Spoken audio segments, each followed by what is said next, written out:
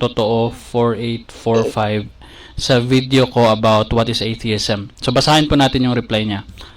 Kung ang gusto mo ay ebidensya na magpapatunay para maniwala ka na may Diyos, ay wala kang ngang maaasahan na ganoong ebidensya. Wala daw akong maaasahan na ganoong ebidensya na magpapatunay. Dahil walang ebidensya na matatagpuan dito sa mundo para magpapatunay sa existence ng Diyos gaya ng hinihingi niyong mga atheist.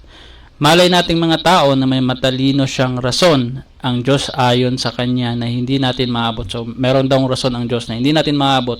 Why? Wala tayong mahanap na evidence dito sa mundo. Wala tayong kakayang umunawa kung bakit maraming mga bagay na gusto nating mga tao na hindi lahat ay binibigay.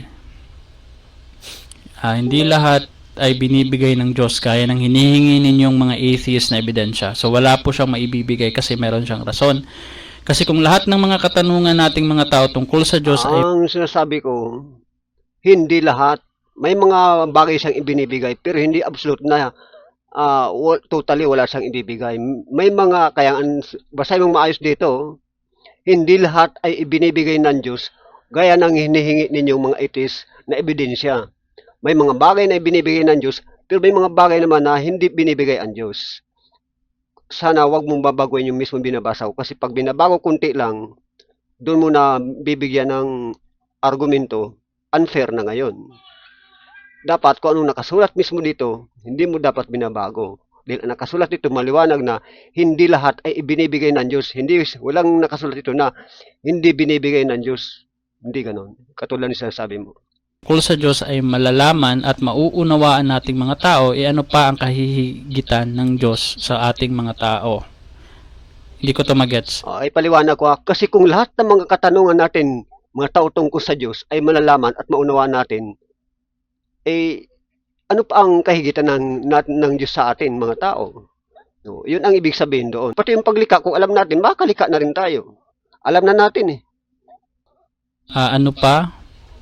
Kung ibibigay daw lahat ng Diyos ay malalaman at maunawaan natin ng mga tao, ano pa ang kahihigitan? Hindi ko ibibigay kung lahat ng mga katanungan ay maunawaan natin.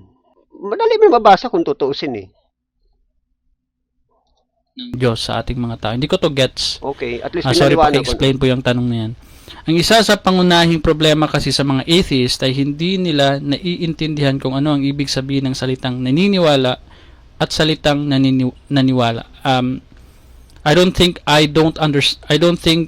ako po ang may pagkakamali sa pag-require ng evidence, and I don't think ako ang may kakulangan sa pag-intindi. Dapat binabasa mo ng tuloy-tuloy para maliwanag kasi napuputol. So hindi mo na intindihan totally yung ibig sabihin ng kabuuan ng sentence. Dapat tinuloy mo muna para maintindihan mo sana. Okay, sige. Intindi kung ano ang naniniwala at ano ang salitang naniwala. I-explain ko mamaya pero I'll just read through. Kapag sinabi kong naniniwala ako na may Diyos, ibig sabihin ay paniniwala ko pa lamang yan. Gaya ng paniniwala mo sa isang bagay na wala pa sa'yo o bago pa mangyayari ang isang bagay na yung inaasahan na hinaharap. Sa hinaharap. So I think you're talking about some faith, no? A belief in something, a strong belief in something despite evidence. That is true. We do that. I understand that there is a difference. There is a difference between believing in something because of evidence and believing in something despite evidence. So, hindi, ang layo na yata hindi mo yata naintindihan yung sinasabi ko ito Ang sabi ko rito, ang isa sa pangunahing problema kasi ng mga atheists ay hindi nila naintindihan kung ano ang ibig sabihin ng salitang naniniwala at salitang naniwala.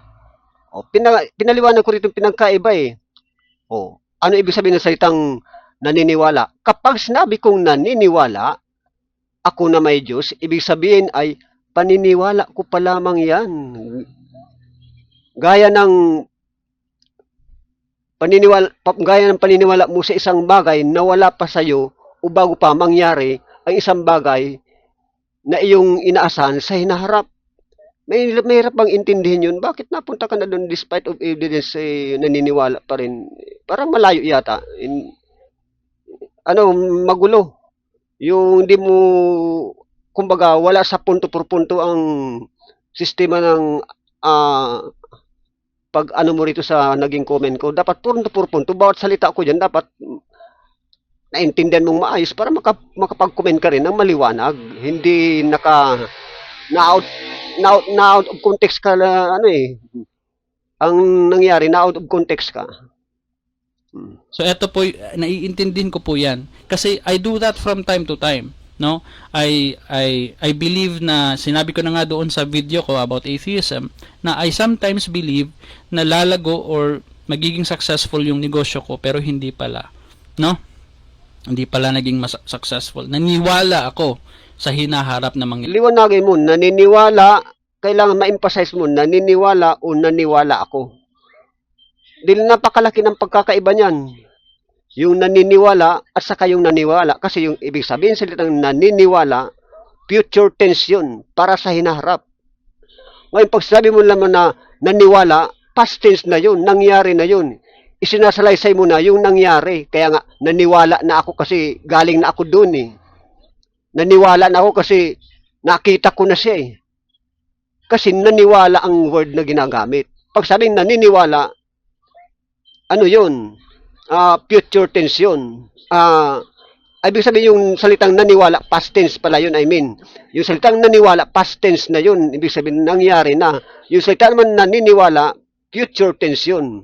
Para sa hinarap yun. O, naniniwala ako na magkakaroon ng ganitong pangyayari. O, ibig sabihin, hindi pa nangyayari, salitang naniwala. Ganon din ang kung i-apply natin sa salita sa tungkol sa tanong na kung may Diyos ba o wala, ang tindi ko, naniniwala ako.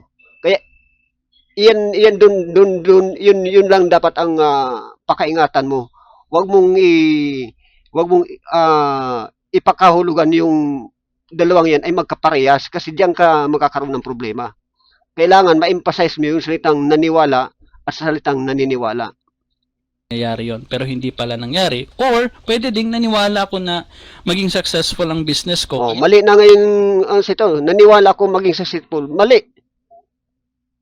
Dapat ang salita mo hindi naniwala kasi future tense pa lang yung sabi mo. Dapat ang sabihin mo, gagamit mo salita, naniniwala ako na magiging successful. Pag sabing magiging, ang tamang gagamit yung salita na term, naniniwala ako na magiging successful. Pero kung gamitan mo salitang naniwala ako na magiging successful, hindi.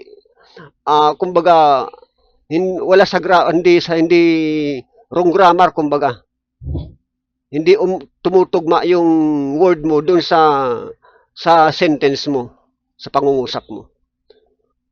Hindi ako grammatican, pero naintindihan ko lang ng common sense naman ang kailangan para maintindihan yung bagay na yan eh. Kaya yung sinasabi mo na yun, mali ka doon sa sinasabi mong yan. Na someday magsasuccessful, pero ang ginamit mong salita, naniwala. Dapat naniniwala ako na magsasuccessful ngayon. Magsasuccess yung negosyo. Nawala akong ebidensya and naging successful talaga. Pwede din yon. And in-express ko doon sa video ko na mas mabuti pa din na at the end of the day, mas mabuti pa din na meron kang ebidensya to continue with your business. Kasi mas mainam pa din ang maniwala because of evidence, not despite of evidence. Kaya nga sabi ko, pinaliwanag ko rito eh, paulit-ulit na ginagawa ang salitang maniwala. Hindi dapat ganun. Kasi sana i-revisa mo uli ito yung naging comment ko ito para ayusin mo na yung pagbabasa mo at saka busisiin mo ng maayos yung pangunawa at para maunawaan mo maayos, busisiin mo maigi yung bawat detalye ng sinasabi ko. Kaya nga tinapik ko rito sa naging comment ko rito yung pagkakaiban, yung di ba sabi ko rito, ang isa sa pangunahing problema yung kasi yan eh. Anong pangunahing problema? Yung hindi ninyo naintindihan yung salitang naniniwala at salitang naniwala. Ngayon, hanggat yun, hindi pa rin naintindihan dahil paulit-ulit na gumagamit ka ng salitang naniwala, na hindi tumutugma doon sa pangungusap mo.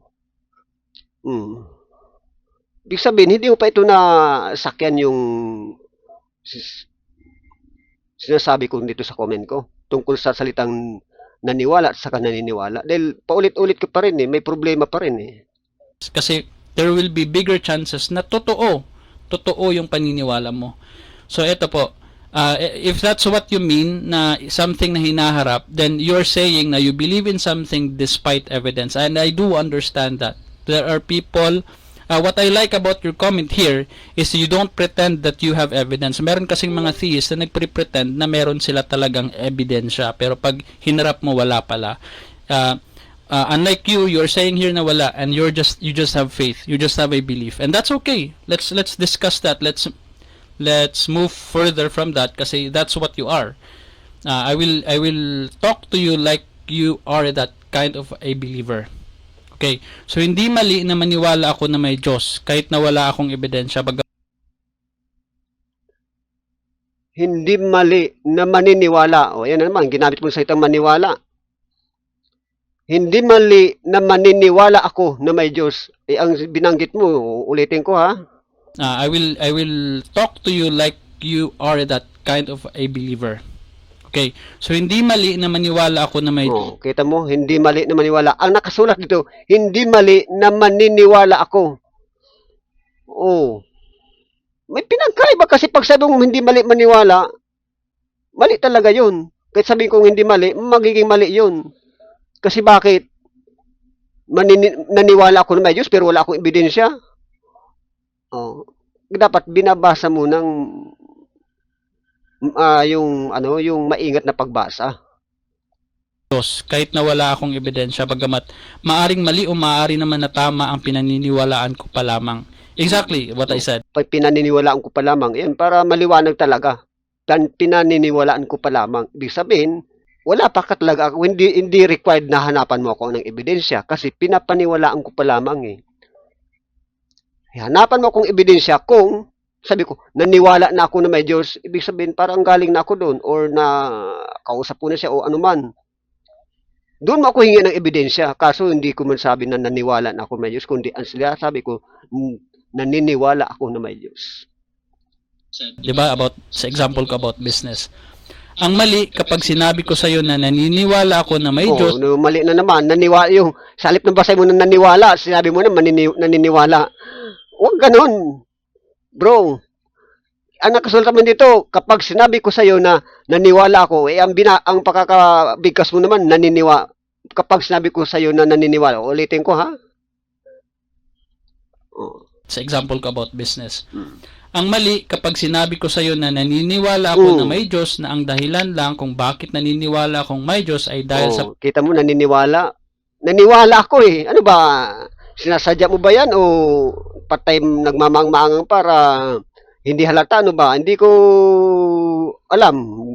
Sinasadya mo ba talaga yan para mabutasan yung argumento ko? Ano ba? Pag muni-muni at pagtatanto ko lang.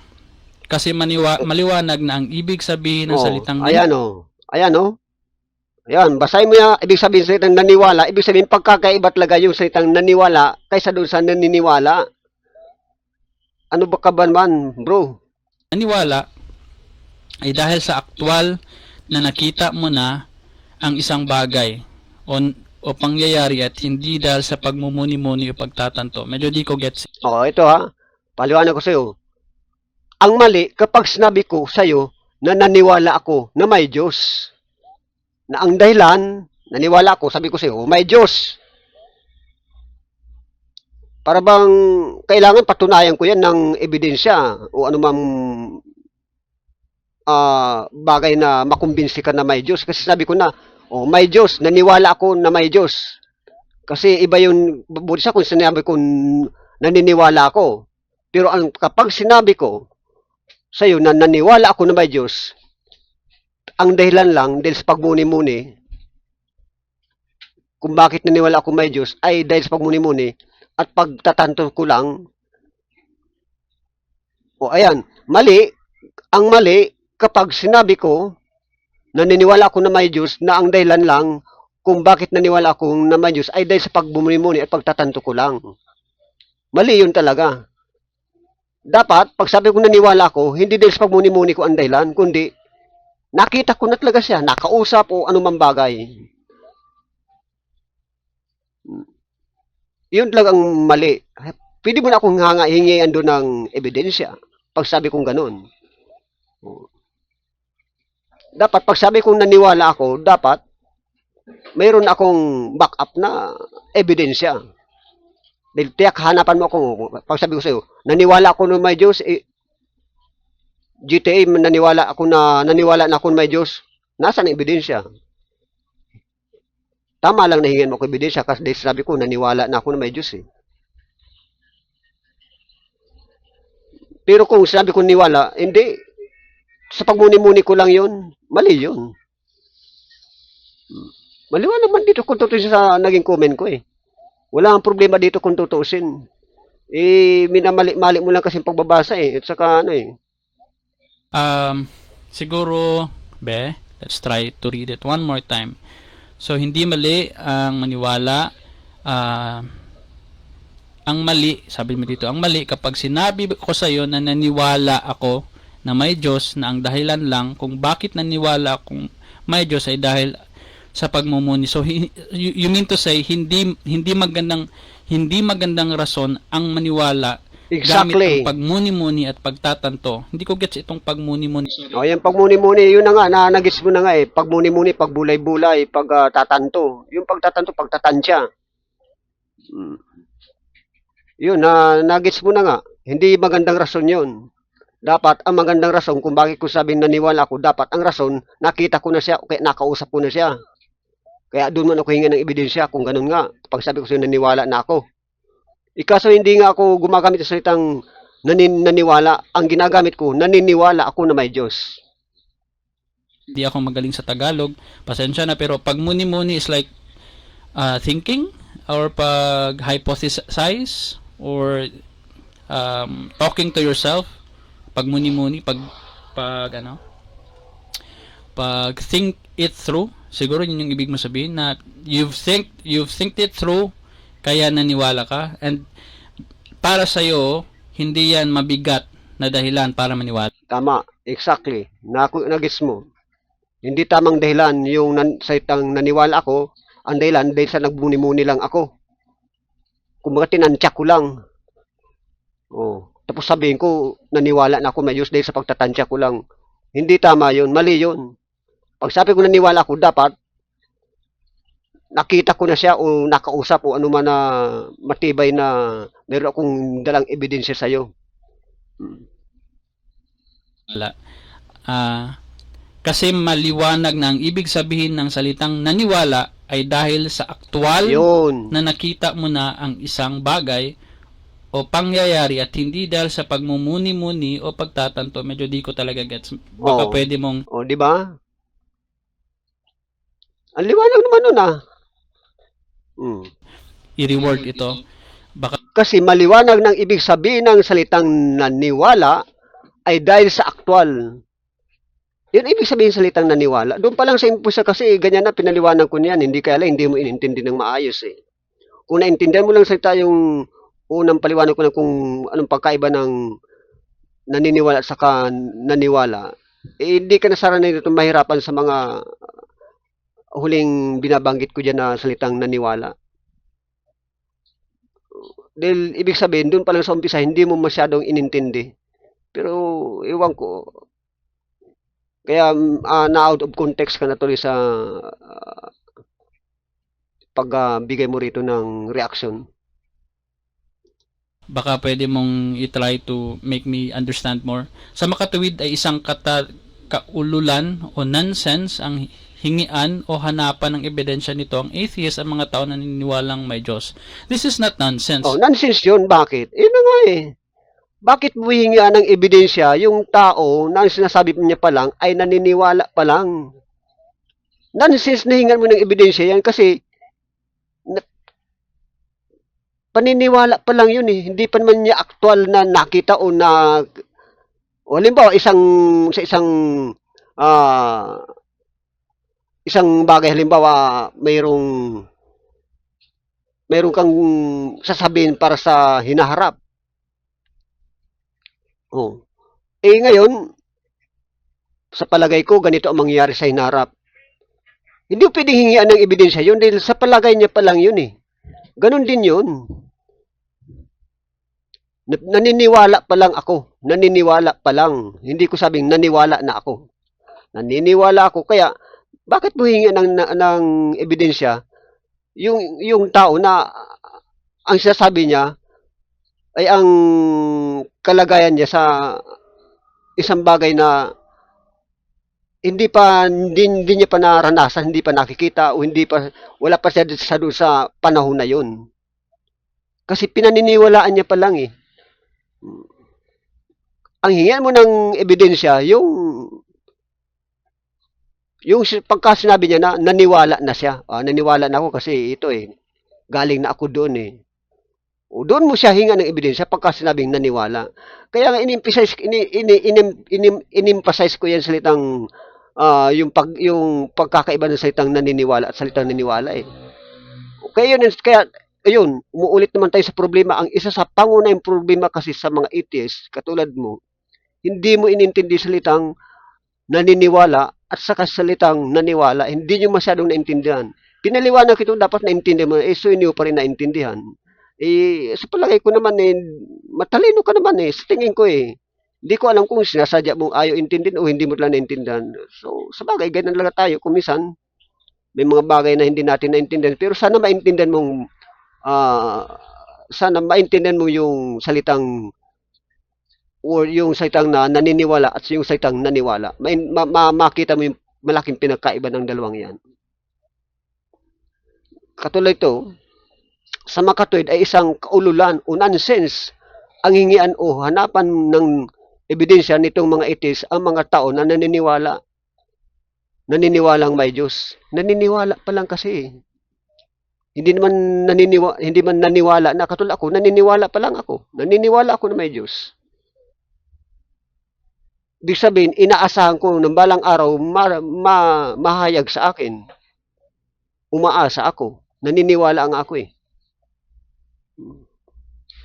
So, hingin mo akong ebidensya kapag sabi ko, naniwala na ako.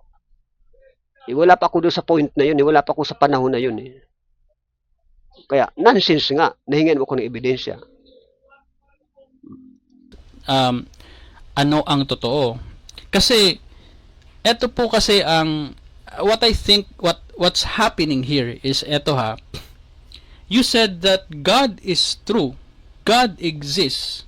That is hindi ko sabing God is true ha. God exists. Ang sabi ko, naniniwala ako na may Diyos. O kita mo, binabago mo na naman.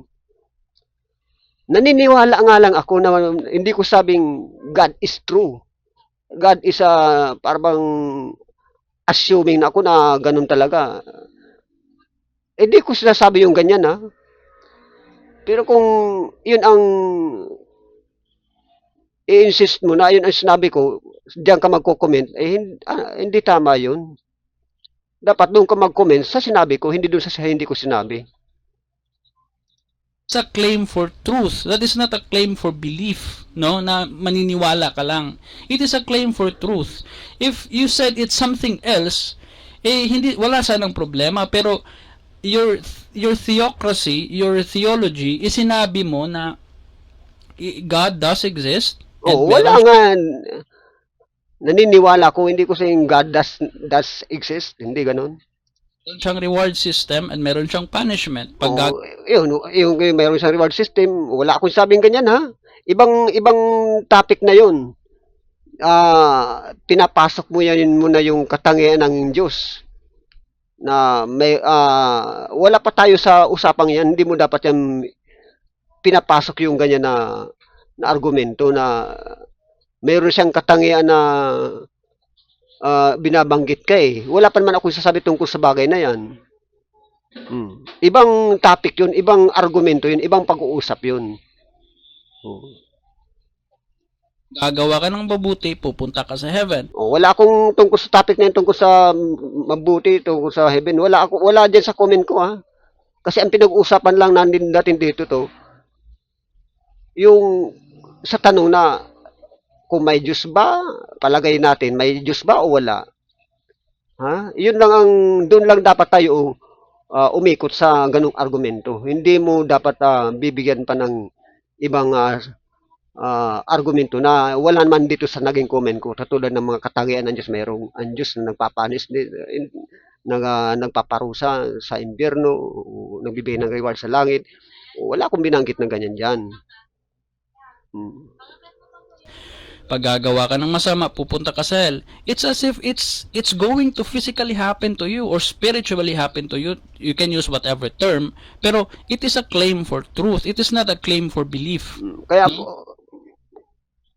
kung marami kang mai-comment dyan, walang useless na yan para sa akin. Hindi yan para sa akin ang sinasabi mo dahil wala pa naman ako sasabi tungkol sa bagay na yan eh. Tungkol sa katangian ng Diyos, tungkol sa mga pinapatuparan ng Diyos. Wala pa akong binabanggit tungkol dyan sa naging comment ko. Na kagaya ng pag sinabi mo na John, merong keso sa moon. Ang moon is gawa ng keso. It is a claim for truth. It is a claim for truth at kailangan nating there needs to be a way to falsify it. No, there needs to be a way na mafo-falsify at matetest ko kung totoo ba yung sinabi ng tao. So yun po. So if it is just a belief lang pala and it's just a personal thing, so wala sanang nakapackage na mga other claims ng God, ng existence ng God mo. Wala sanang dito sa comment ko wala pang nakapackage din na tungkol pa lang dito sa usapan kung umiiral ba ang Diyos o may Diyos ba o wala. Yun doon tayo dapat mag-usap, hindi pa tungkol sa mga package na sasabi. Hindi, wala pa naman akong binabanggit yan. Unfair naman yun para sa akin. Gumagawa ka ng komento para ibato mo sa akin, samantalang wala pa akong binabanggit sa bagay na yan.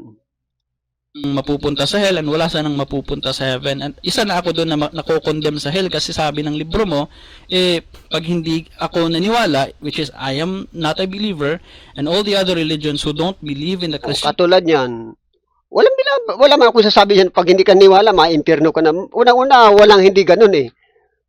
Kung mayroon man akong sasabihin tungkol sa bagay na yan, hindi ganyan ang Diyos na pinapaniwalaan ko. Na kapag hindi na sa Kanya man naniniwala, ilalagay ka na sa impyerno. Hindi ganoon. Actually, kahit hindi mo nga siya nakilala pwede kang mapunta sa langit kahit hindi mo siya nakilala. Ano lang ang gagawin mo kung naging mabuti ka lang na tao? Kaya malayo yan sa katotohanan yung sasabi na para iparatang mo sa akin yung ganyan na argumento ko. Hindi, wala akong ganun na argumento ko na kapag hindi naniniwala sa Diyos, impyerno ka agad. Wala akong ganun na claim. Wala akong ganun na sinasabi, ha? Una-una, wala naman talaga dito. Pero kung meron man akong sasabihin tungkol sa bagay na yun, hindi ganyan ang Diyos na pinapaniwalaan ko. Ang Diyos na pinapaniwalaan ko, hindi ganyan. God, mapupunta lahat sila sa hell. So, I don't know if you believe that or if you're a kind of theist na hindi naniniwala sa hell or hindi naniniwala sa heaven. I don't know what kind of theist you are, but in general, ganun po ang believers, no? Na at least nasabi ko na, ha? Actually, nag-i-exist ang Diyos. And if it is a claim of truth, then we need to find some way to test it. If wala ka naman palang ebidensya, then that's my problem. Kasi nga, wala akong ibibigay sa iyo. Kasi naniniwala pa lang ako. Hindi ko sabing naniwala na ako. Paulit-ulit lang tayo dyan. Matatapos itong argument mong ito na sayang lang humaba yung argumento mo sa walang kwenta dahil sa hindi mo pagkaunawa. Maiksi sana itong naging content mo ito kung naintindihan mo na yung salitang naniniwala at saka yung salitang naniwala. Hanggat hindi pa rin naintindihan Kaya nga ganyan ka magsalita Problem kasi ganoon po ako nakikitungo sa buhay. No, na-realize ko na ang dami ko na palang experience na dudupt ako, na naska-scam ako. So I need to use these. No, ginamit ko yung pagka-critical and pagka-skeptical ko sa ibang bagay, hindi ko siya ginamit sa own belief ko, no? Which is matagal kong hindi tinest ang sarili kong belief kasi natatakot ako baka kasi number one pa nga sinasabi na ng pag-believer ka, yung kapwa mo believer sasabihin sa iyo, no, don't doubt. May Bisaya term pa nga si lolo niyan sabi niya, ang mga manggialamon ay sa agon.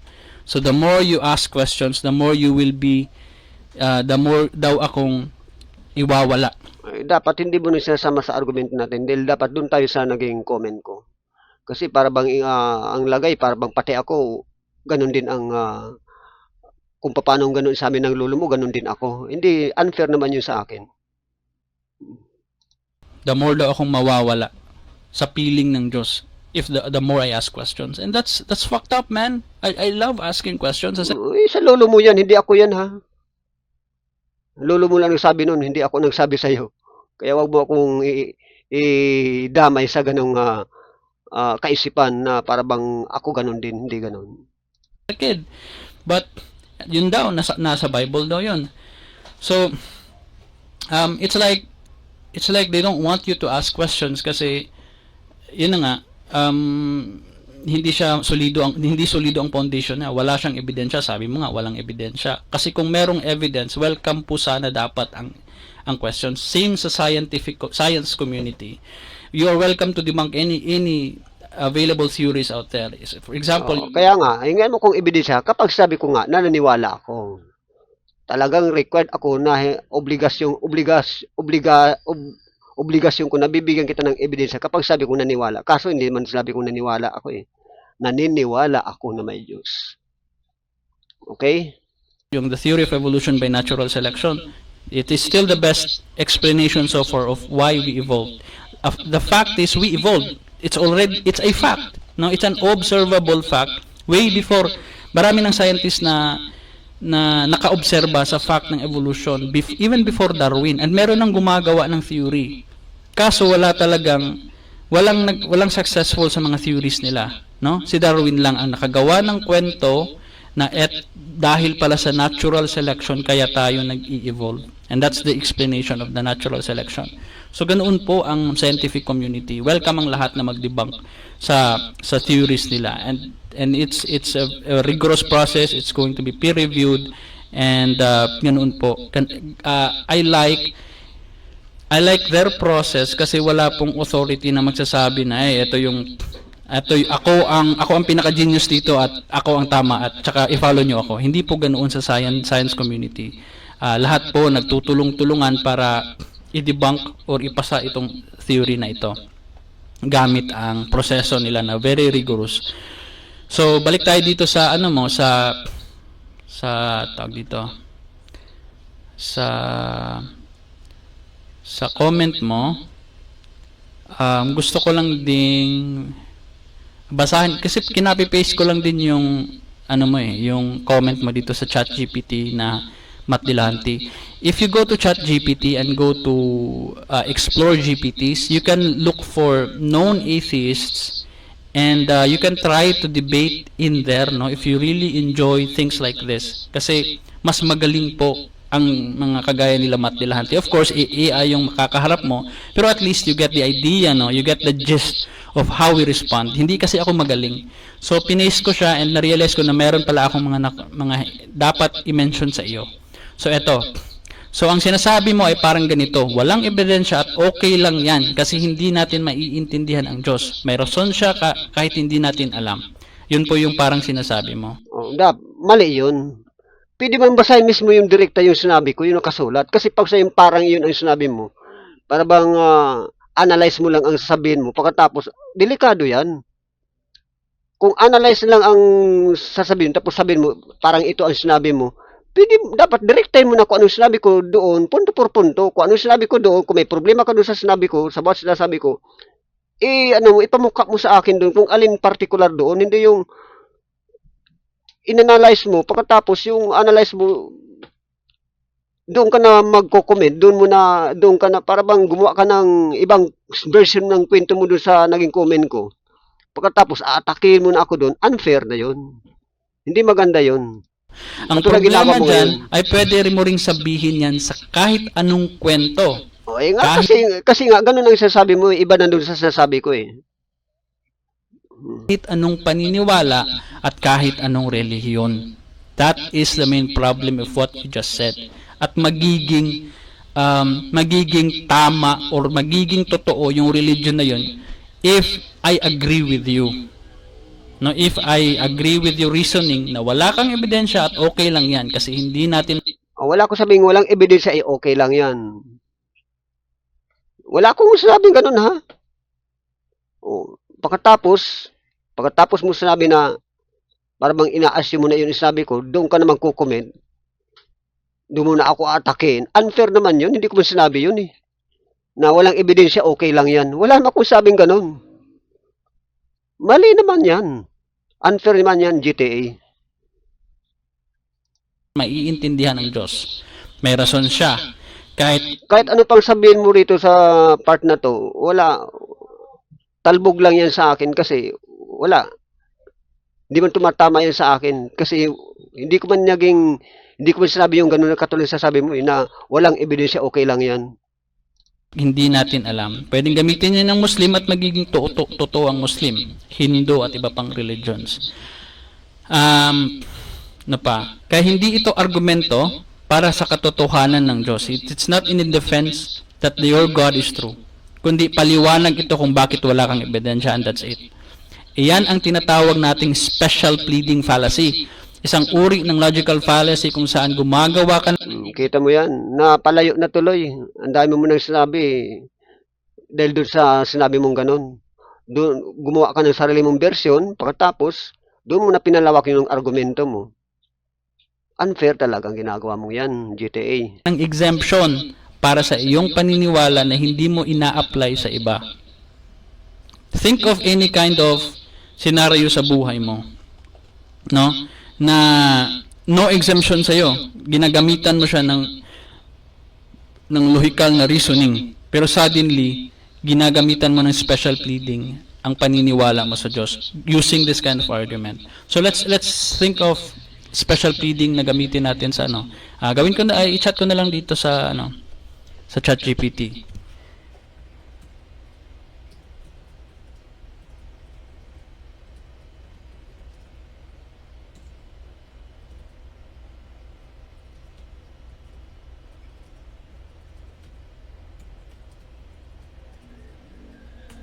So, nag-ask ako sa ChatGPT an example. So, special pleading, halimbawa, may curfew ang anak mo. Dapat 10 p.m. nasa bahay na siya. Pero isang gabi, umuwi siya ng 10:30 p.m. Pinagalitan mo, kinabukasan, ikaw ang umuwi ng 11. Kinabukasan, ikaw ang umuwi ng 11. Tapos sabi mo, ako matanda na, may trabaho ako, hindi pareho yan. So that's your special pleading. So boom, special pleading. Bakit? Kasi gumawa ka ng special na excuse para sa sarili mo. Hindi mo sinunod ang parehong pamantayan na ipatupad mo sa iba. Pwede namang may valid weak ito na weak ito na example kasi tawag doon. Curfew sa buhay naman natin meron naman talagang curfew ang matatanda, no? Kasi may trabaho, ganoon. Pero weak siya na halimbawa, wait, let me say, double sampling.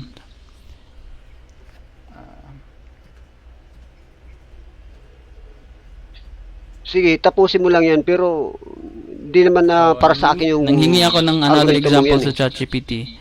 So, religious exemptions in science class. Okay, a parent insists that evolution shouldn't be taught in schools because it's just a theory and not proven absolutely. They demand it to be removed or balanced with creationism because they want both sides to be heard. But there's the twist. That same parent has no problem with atomic theory, germ theory, or a theory of gravity being taught, despite all being just theories by scientific standards. This is a good example. So that is a special pleading in action. They're applying a stricter demand of evidence only to evolution because it conflicts with their religious beliefs, while accepting other scientific theories without question, kagaya ng theory of gravity, germ theory of diseases, and atomic theory. Wala siyang problema doon kasi wala Hindi namang nasasagasaan yung religious, yung pananampalataya. anything na topic doon Kaya na may ang point mo, okay lang yun. Pero pag doon na natatamaan na yung belief, hindi na accept na naman. Kumbaga, cherry picking lang. Nagets ko na yun. Pero hindi mo dapat i-apply sa akin dahil ang pinagugutan mo ng mga naging argumento mo ngayon dahil doon sa umpisa pa lang, mali na. Gumawa ka ng sarili mong version kasi.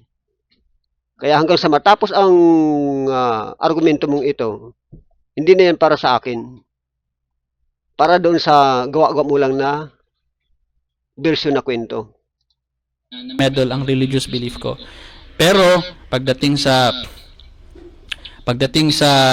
the theory of evolution, suddenly meron ka ng may kontra mo na. Sinasabi mo na it's just a theory, kailangan para mabalance ang things out, you also need to teach creationism.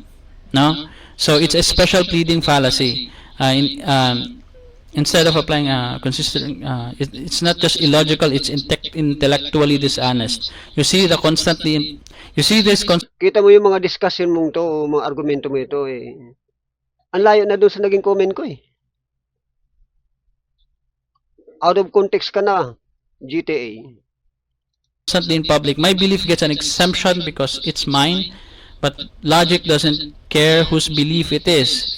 If it can't hold up to scrutiny, it shouldn't get a free pass.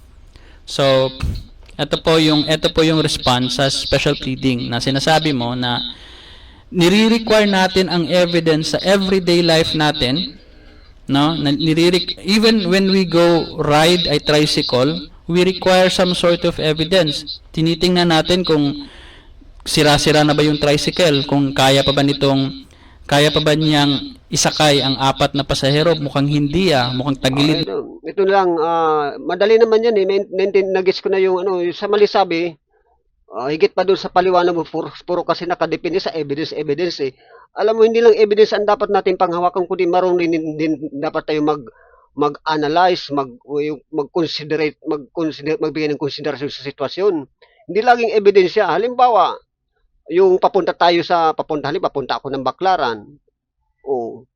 Para halimbawa, mayroong halimbawa, babiyahe ako. Halimbawa, yung barko paalis na mag-aalis ng 1 hour before doon sa kasalukuyan ng halimbawa alas 10 alis yung barko alas 9 andito po ako sa bahay. Tatantyahin ko yung biyahe ko kung maabutan ko pa yung biyahe dahil kung hindi na ako babiyahe, hindi na ako tutuloy. Dahil sayang lang yung biyahe ko. So hindi laging kailangan ebidensya kundi kumisan kailangan doon ang mathematical yung mathematical pagtantya. Hindi laging ebidensya ang batayan para maging maayos ang lahat. Nakadepende kayo lagi sa ebidensya. Hindi lang ebidensya ang pwede nating sasandigan para maging maayos ang buhay natin. Yung pag-analyze, yung kailangan din natin kuminsan yung may paniniwalaan muna tayo sa isang bagay bago mangyari isang bagay. Yun katulad yan. Naniniwala ako na ito, mangyayari ito. Mayroon kang isang bagay na gagawin dahil doon sa pinapaniwalaan mo. Hindi kailangan doon ang ebidensya. Kasi case basis Hindi sa lahat ng pagkakataon lagi ebidensya ang ating sasandigan. Kumisan kailangan din natin na magtansya o kaya mag-estimate. Na yung itsura ng tricycle. Mukha bang disente yung driver, mukhang lasing yata naninigarilyo So, we require different levels of evidence para mag-decide tayo na truth. Hindi doon, baka nga mukhang di ba pagtatansya mo yun? Hindi ebidensya ang kailangan doon? Tatansyahin mo mukhang lasing yata nakita mong lasing ang dating, ba't ka sasakay pa? So, hindi doon kailangan ang ebidensya. Tinansya mo. Paniniwala mo ang kailangan mo, naniniwala ako na ito'y lasing So, hindi ka na tutuloy. Hindi ebidensya ang naging batayan mo kung bakit ka desisyon para wag ka lang mapahamak. Hindi dahil sa ebidensya, kundi dahil sa pagtatansya mo, dahil sa pinaniniwalaan mo. Kung naniniwala ko, ito mukhang nakainom to ah. Ganun lang yun. Well, hindi kailangan ebidensya doon. Kailangan ebidensya na kailangan pa bang hanapan pa yung ebidensya? Nag-inom yun? Tatansyahin mo na lang yun. Hopefully, makakaabot ako from point A to point B. Going to the airport and riding an airplane, we don't just ride airplanes that's parked in the park, that's parked somewhere that's na walang tao. Hindi tayo sumasakay kahit nasabihin mo pa na no, valid na ano yan, legit na airport yan dyan at saka legit na tawag doon na piloto yan. We don't. No one wants to ride some random airplane parked somewhere. Pumupunta talaga tayo sa airport, dumadaan tayo sa proseso kasi Binidiscuss mo ang bagay na yan dahil yung kahalaga ng ebidensya. Talagang, ako nga, ano ang totoo. Doon pala sa, sa profile ko, salitang ano ang totoo. Talagang mahalaga sa akin talaga yung magtuturo ng katotohanan. At ang hindi lang ebidensya ang pwede magturo ng katotohanan. Ha? Maging ang yung testimony, pwede magturo niya ng katotohanan. Oh. Maging ang numero, yung matematika, magtuturo sa iyo ng katotohanan. Hindi ebidensya. Oh. lahat ng yan is some form of evidence na lilipad ka talaga safely kasi professional yung mga nag-handle ng tickets mo. Kahit na hindi mo pa nakikita yung flight logs mismo ng eroplano kung legit ba na piloto, alam mo kasi merong some sort of level of confidence na ibibigay sa iyo ang airport, no? Kaya ka sumasakay ng eroplano. Ganoon po, we require evidence daily. Sometimes we don't. And we know na doon nag-a-arise ang problema, no? Ini-ignore mo ang evidence na kontra sa belief mo. For example, ang dami Hindi naman ako ganun. I-ignore ko yung ebidensya dahil masasagasa yung belief ko. Paratang mo lang yun. Tingnan mo din sa naging comment ko kung meron ka bang diwa ng ganun maaninag na ini-ignore ko ang ebidensya dahil masasagasaan yung belief ko. Katulad ng nagiging conclusion mo ngayon. ng red flag sa crush mo, umiinom and umuwi ng sobra ng late, and a lot of things. I'm just gonna be careful kasi medyo may pagkakonserbatibo ako sa relationship between careful ako dyan. Pero yun po, any kind of red flags na nakikita mo sa babae na ini-ignore mo at ginawa mo pa din siyang girlfriend, sino bang dapat sisihin doon? Ikaw na nag-decide to have a relationship with someone that has a lot of red flags. So ini-ignore mo ang ebidensya. Ang dami mo ng problema, GTA. Ang dami mo ng mga pinagsabi na pinaraparatang mo pa lang sa akin. Pagkatapos yung paratang mo sa akin, doon mo na paiukutin yung argumento mo. Mali. Hindi makatarungan yung ginagawa mo. Dapat magpakatuto ka. Magpakatuto tayo. That's a different thing.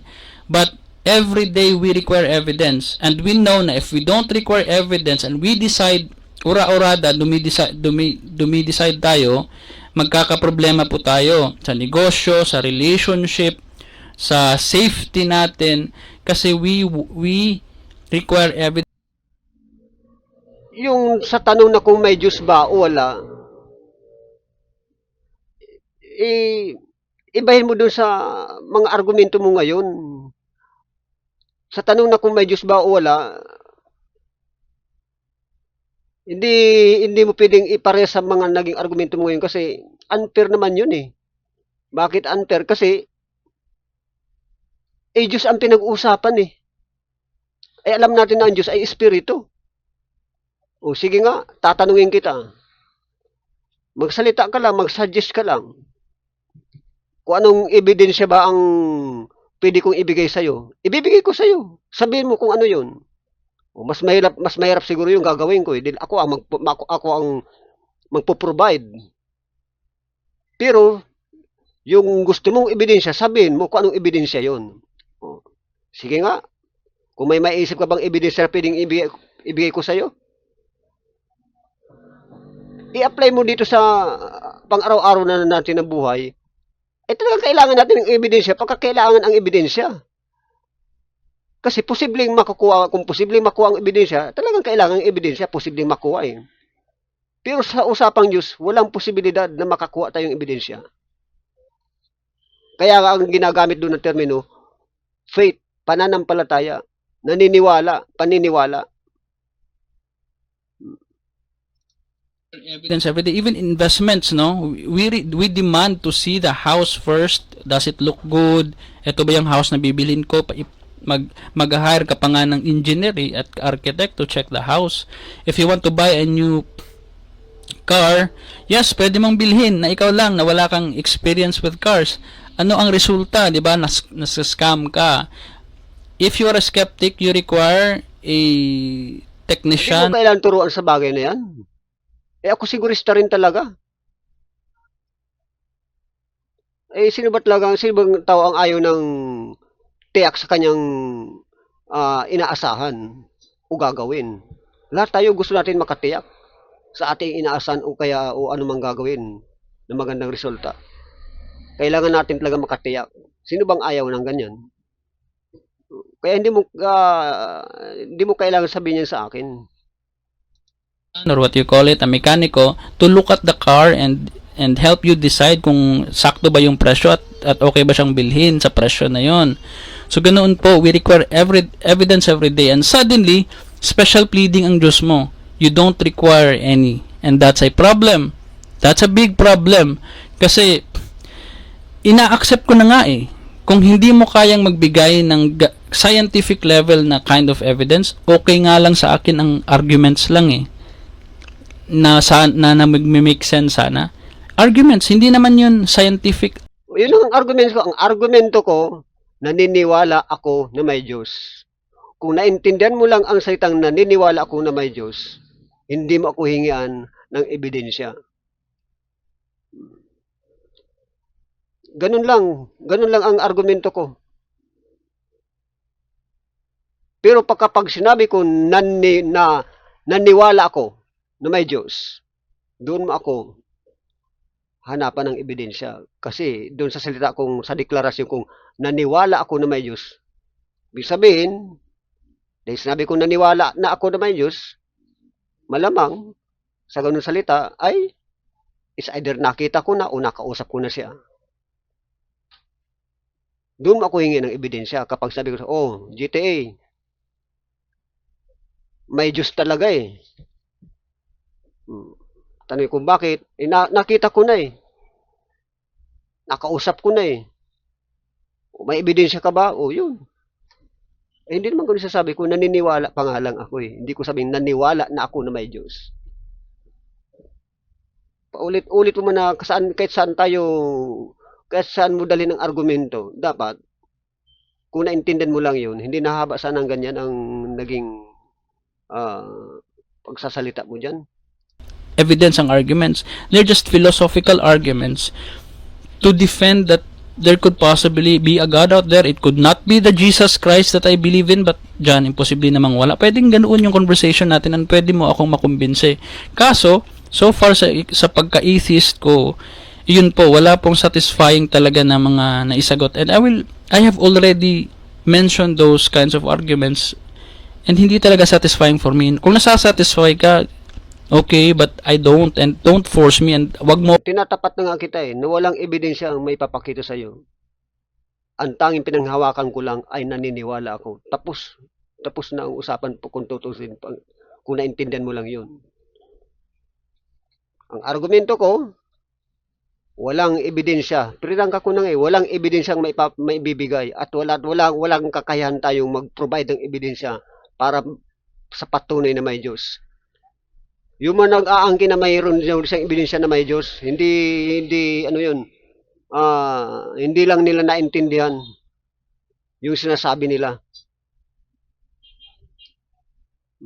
Pero ako tinatapat. Ako lang siguro nagsalita ng ganito, baka first in ko. Hindi ko lang alam ha.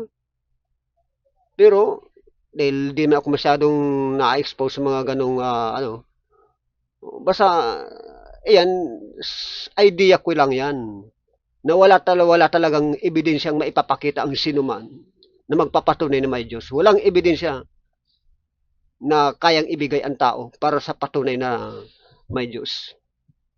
Espiritu siya, paano mo siya kung espiritu ang Diyos, alam natin na ang Diyos na, siguro ikaw naman, maide ka na, ang Diyos na pinaniniwalaan ng mga Kristiyano ay espiritu eh. So kung espiritu ang Diyos, anong pwede mong ibigay na ebidensya? Para patunayan na yung espiritu na umiiral na, mayroong para ipakita. Oh. Doon pa lang dapat may naintindihan nyo na yun. Dahilan para nyo na dapat, hindi nyo dapat hinga ng ebidensya. The more na himingi kayo ng ebidensya na alam nyo ang Diyos ay espiritu, kayo ang may problema doon. Pinapapasan nyo isang bagay sa iba na hindi nyo naman kayang, na hindi isang bagay na hindi nyo, wala rin kayong kakayahan na gawin yung bagay na yun. Unfair yun. Akong i-blame, no? Huwag ninyo akong i-blame kung hindi ako nasatisfied. So, ano pa? So, saan tayo dito? So, Hindi ito pinipilit na sa bagay na pinapaniwalaan ko. Basta ako, sinasabi ko lang kung anong totoo. Doon sa comment ko, wala man blame doon sa, wala mang pagpipilit doon na sinasabi ko doon. special pleading, no? Kung ang pinag-uusapan natin ay kung totoo ba ang Diyos, hindi sapat ang paniniwala lang. Hindi ako humihingi ng perpektong kaalaman, sabi dito sa ChatGPT. Ang hinihingi ko ay sapat na dahilan para paniwalaan na Ulitin ko lang, gusto kong ma-absorb ng maayos. kung ang pinag-uusapan natin ay kung totoo ba ang Diyos, hindi sapat ang paniniwala lang. Kung pag-usapan, kung totoo ba ang Diyos, ay hindi sapat ang paniniwala lang.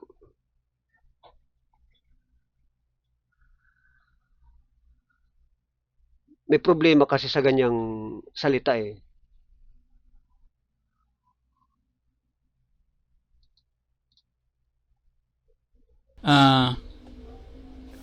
Kung ang pinag-uusapan natin ay kung totoo ba ang Diyos, hindi sapat ang paniniwala lang. Kung akong tatanungin mo, totoo ba na may Diyos? Ang sagot ko sa iyo, alam mo kung ano? Hindi ko alam.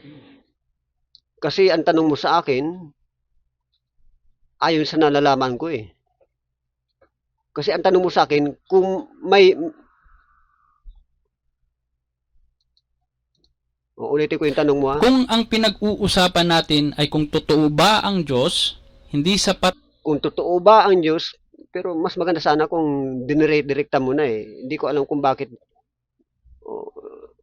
Dapat ang tanong mo lang sana, pero di yung tanong mo, di okay lang. Parehas na rin siguro yun. Dapat ang tamang tanong eh, totoo ba na may Diyos? Kung totoo ba ang Diyos? Ngayon, kung akong tinatanong mo na kung akong tatanungin mo sa ganyan, ang sagot ko sa iyo, hindi ko alam. Pero kung ang tanong mo sa akin, na naniniwala ka ba na may Diyos? Ayun, pwede ko sagot sa iyo, naniniwala ako. Iba yun eh. Kasi yung patanong na gano'n na totoo ba ang Diyos? Ibig sabihin, yung tinatanong mo, ayon doon sa kanyang nalalaman. Para bang tinatanong mo ako, halimbawa tinatanong mo ako, totoo ba ang Diyos? Para bang tinatanong mo, ayon sa nalalaman ko. Eh wala akong alam talaga, hindi ko alam. Pero kung ang tanong mo sa akin, naniniwala ka ba na may Diyos? Oh, yun. Iba yun. Sasabihin ko, naniniwala ako. Kaya kailangan maayos yung, hindi magulo yung pagtatanong para maayos din ang pagsagot. Sapat ang paniniwala lang. Hindi ako humihingi ng perpektong kaalaman. Sabi dito sa ChatGPT, ang hinihingi ko ay sapat na dahilan para paniwalaan na totoo ang Diyos. No, I don't need something that's perfect. Ang hiningi mo ay totoong dahil ay sapat na dahilan. Kaalaman. Sabi dito sa ChatGPT, ang hinihingi ko ay sapat na dahilan para paniwalaan na totoo ang Diyos. Ang hiningi nyo, sapat na dahilan para paniwalaan na totoo ang Diyos.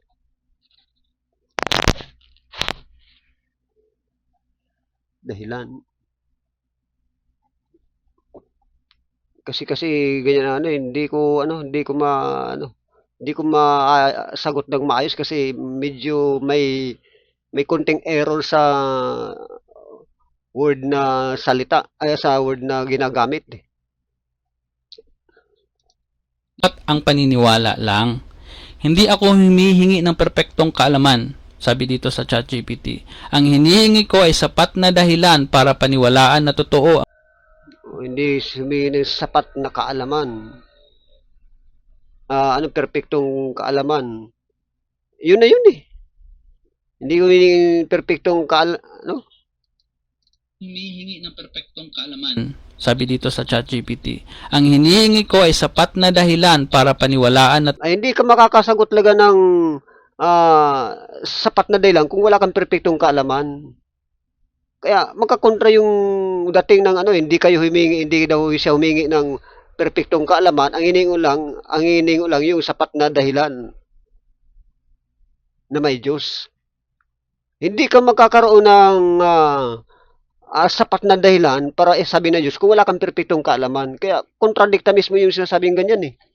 Hindi ka nga humingi ng perpektong kaalaman, kaya lang binawi mo doon sa salitang ang hiningi mo ay ano yun? kaalaman. Sabi dito sa ChatGPT, ang hinihingi ko ay sapat na dahilan para paniwalaan na Hindi ka makakabigay ng sapat na dahilan kung wala kang perpektong kaalaman. Ano yun? Makakabigay ba ko ng sapat na dahilan kung wala akong perpektong kaalaman?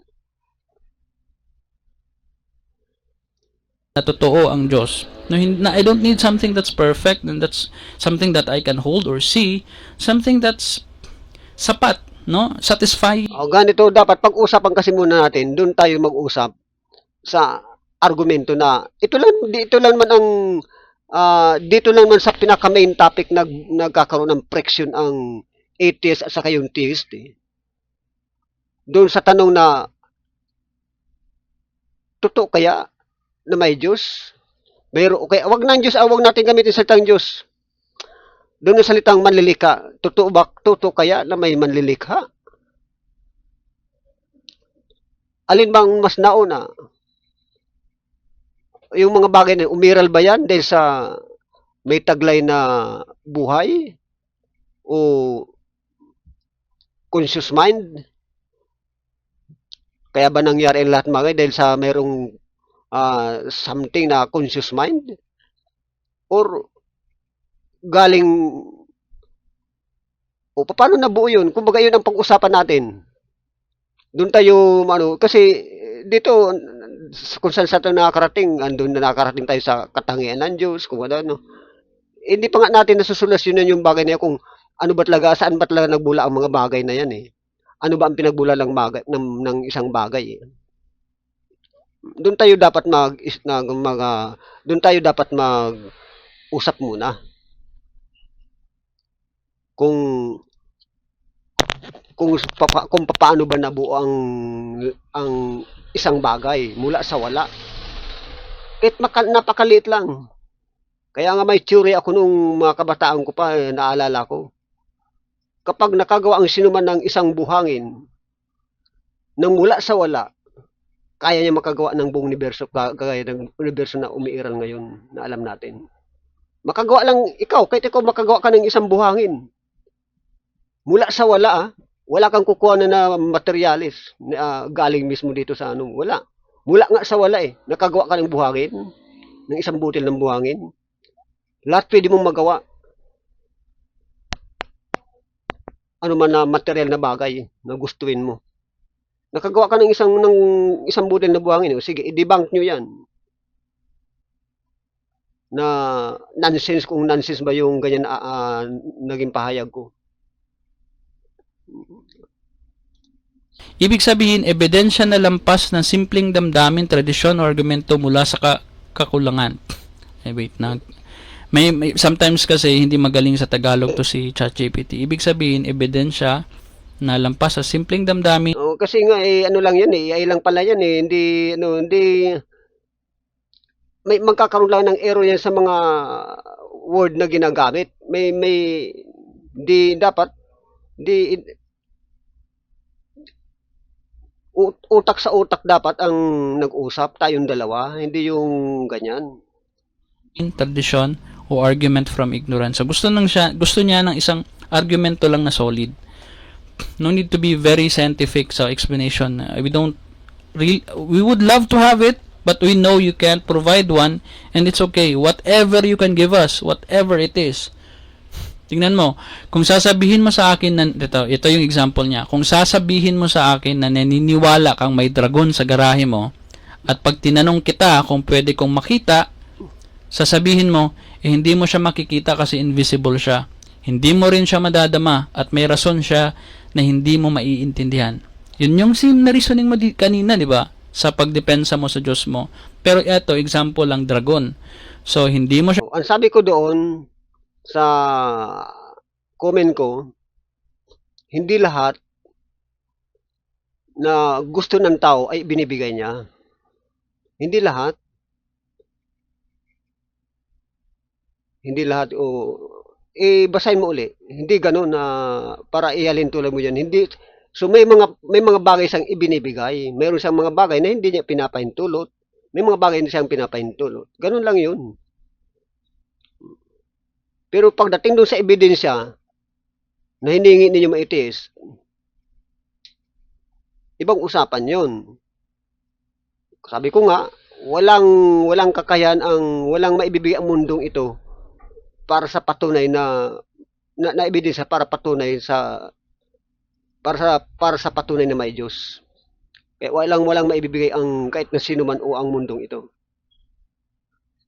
Hindi mo siya makikita kasi invisible yung dragon, hindi rin siya nadadama, at may rason siya na hindi mo maiintindihan. May rason siya bakit hindi siya nagpapakita.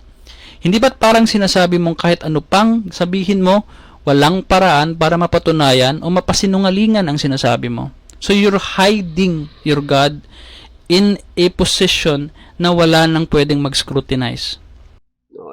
Hindi ganun ang naging takbo ng argumento ko, ha. Para sa akin, yung Diyos na pinapaniwalaan ko, ha. Sorry, dahil hindi ka naniwala sa Biblia. Yun sa Biblia, ang Diyos na pinapaniwalaan ko yung sa Biblia. Ang Diyos na pinapaniwalaan ko sa Biblia, nakakausap yun.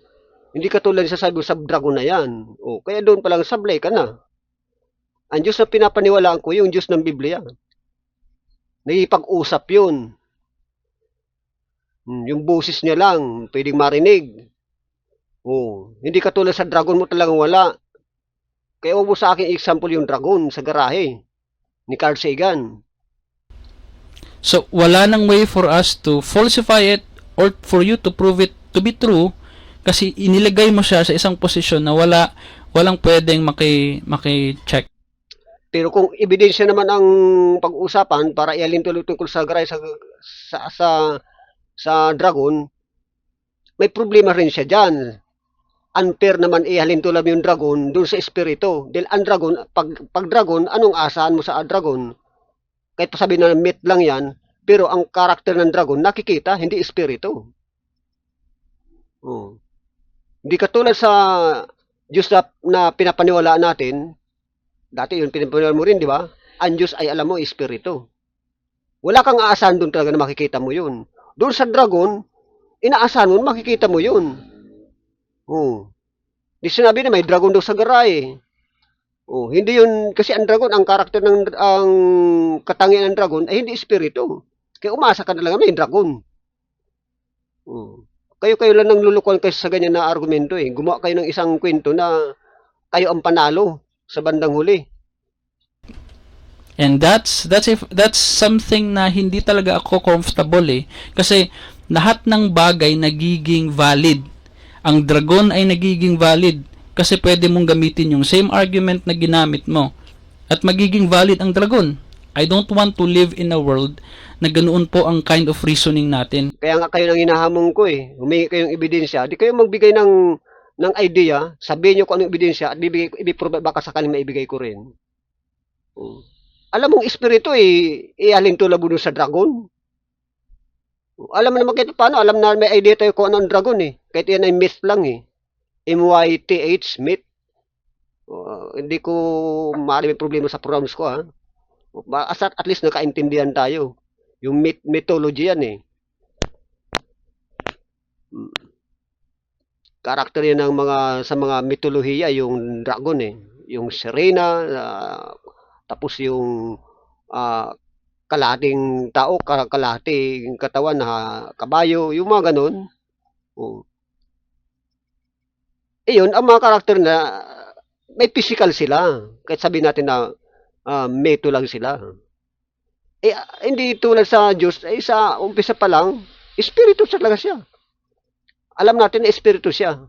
So bakit mag-alien tulad siya ang espiritu doon sa physical? Natural, pag sabi may dragon dito, natural, physical ang appearance niya, kilala ng dragon ay sa physical na appearance, sa espiritu, natural, sa yung tao, sinabi mo na may dragon eh. Sa wakas, makakataon sabi ng tao, may dragon dito eh. Sa wakas, makakita na akong dragon na sa mitolohiya lang sinasabi. Oh. Kaya, yung argumento tungkol dyan sa dragon sa garay, hindi tama yun. Hindi unfair yun. Kalukuhan yun. Kaululan na ihalin tulad yun sa kalagayan ng Diyos na naniniwala sa Diyos. Unfair. Kasi nakakatakot po. Kagaya ni Kibuloy, na alam naman natin hindi siya appointed son of God or son of God, no?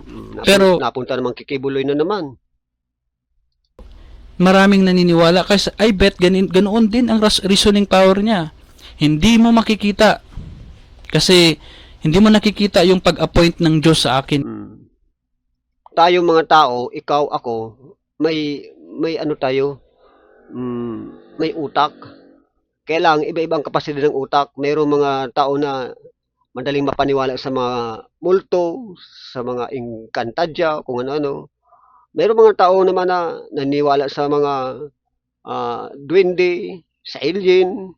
O depende na sa takbo ng utak mo. Pero ang takbo ng utak ko hindi ganyan ha. Nakatulang sa sabi ni Kibulo baw na lang. Ha? O, ganun lang yun. Kasi, iwan ko ba kung bakit sinasama mo pa yung mga ganyan ng argumento doon tayo sa ang pag-uusapan lang na dapat natin yung tungkol sa totoo ba na may Diyos. O, doon dapat tayo kung mayroong Diyos, paano siya yung mga ganun. Alin bang mas nauna, yung may buhay ba, yung mas naunang umiral, yung may buhay ba o yung walang buhay, alin ang mas nauna sa dalawa. O doon tayo mag-uumpisa. Dapat. Kung mas nauna ang may buhay, i-apply natin yun sa manlilikha. Yung mga manlilikha. Doon dapat tayo doon dapat umiikot ang ating argumento, hindi sa kung saan-saan. Kasi may rason siya. 'Di ba? And now he is so powerful sa point na kaya niyang bigyan ng pera ang isang presidente na nakatira sa Davao. Ganoon po ang problema kapag ganito po inaalaw natin ang ganitong klaseng reasoning. Natin, kayo lang siguro. Ako hindi Pag-produce tayo ng mga scammers, ng mga taong binibiktima ang other people. So I would want to distance myself with that kind of world kasi eto po yung pinaka-safe. Mag-demand ka ng evidence. Kasi once you do that, a lot of them will not exist anymore. No? For example, si Kibuloy, hindi siya mag-i-exist sa mundo ko.